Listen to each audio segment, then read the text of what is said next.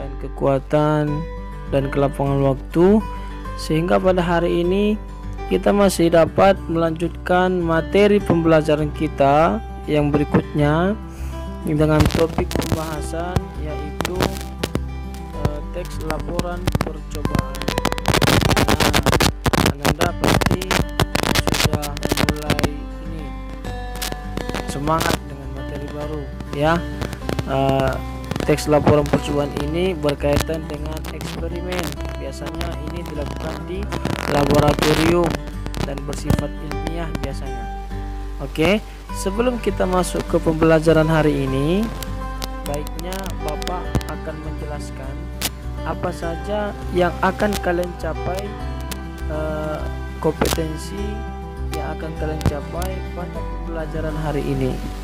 Oke, baik Anda semua, kita lihat kompetensi dasar untuk pembelajaran hari ini, yakni yang pertama yaitu mengidentifikasi informasi dari laporan percobaan yang dibaca dan didengar, atau percobaan sederhana untuk mendeteksi zat berbahaya pada makanan, adanya vitamin pada makanan, atau yang lainnya. Yang kedua adalah menyimpulkan tujuan, bahan atau alat, langkah dan hasil dalam laporan percobaan yang didengar dan atau dibaca. Itu dia kompetensi dasarnya. Kemudian yang kedua, tujuan pembelajaran. Yang pertama adalah membandingkan teks. Nah, yang kedua yaitu mengidentifikasi informasi pada teks percobaan. Kemudian yang ketiga, menyimpulkan informasi laporan percobaan. Nah, kita masuk ke pembahasan yang pertama, pengertian teks laporan percobaan. Oke, sudah kelihatan tergambar di hadapan kalian ada seorang profesor yang sedang melakukan eksperimen. Nah, apa itu teks laporan percobaan? Oke, teks laporan percobaan itu adalah sebuah bentuk tulisan yang memaparkan suatu fenomena dari hasil pengamatan, bertujuan menginformasikan hasil yang diperoleh kepada orang banyak. Jadi kita buat tulisan itu untuk orang banyak yang bermanfaat. Yang kedua, kita masuk ke ciri-ciri dari teks laporan percobaan. Ciri-cirinya, yang pertama, teks laporan percobaan bersifat umum atau universal. Kenapa? Karena objeknya atau hasil dari percobaan atau eksperimen yang dilakukan itu akan bermanfaat untuk dunia.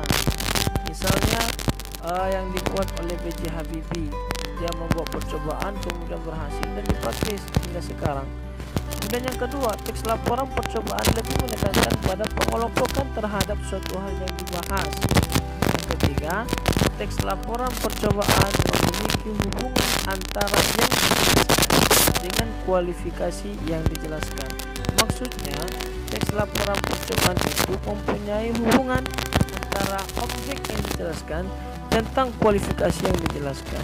Yang ketiga, informasi dalam teks laporan percobaan itu sama dengan ketika kita belajar mengidentifikasi berita, ada word atau apa.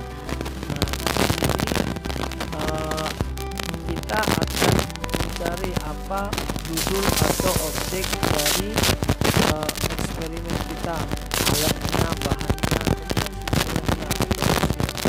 kemudian siapa yang menjadi pelaku atau orang yang melakukan percobaan tersebut. Kemudian why, kenapa percobaan itu dibuat, kenapa eksperimen itu dibuat, pasti ada sebabnya ya, atau ada masalah makanya dibuat. Kemudian kapan, ini masalah waktu, pada saat kapan dia melakukannya, kemudian dia atur situasinya, kemudian di mana, where, kemudian how, bagaimana langkah percobaan ya. Oke, itu tadi beberapa dari unsur-unsur yang membangun teks percobaan. Nah, kemudian menentukan informasi dalam teks laporan percobaan. Jadi ketika kita sudah melakukan eksperimen atau percobaan, kita harus meletakkan runtutan dari proses tahapan kita dalam melakukan percobaan. Di sini Bapak sudah lampirkan. Yang pertama, apa judul laporan percobaan? Yang kedua, apa objeknya? Kemudian apa alat yang digunakan? Dan hasilnya, apa hasilnya? Kemudian orang yang melakukan percobaan tersebut dan kenapa dilakukan percobaan tersebut, kemudian kapan dia melakukannya, eksperimen itu di mana, kemudian bagaimana bisa terlaksana. Oke, sampai di situ pelajaran kita, mudah-mudahan bermanfaat ya. Untuk materi berikutnya akan Bapak sambung pada pertemuan berikutnya. Baik, assalamualaikum warahmatullahi wabarakatuh.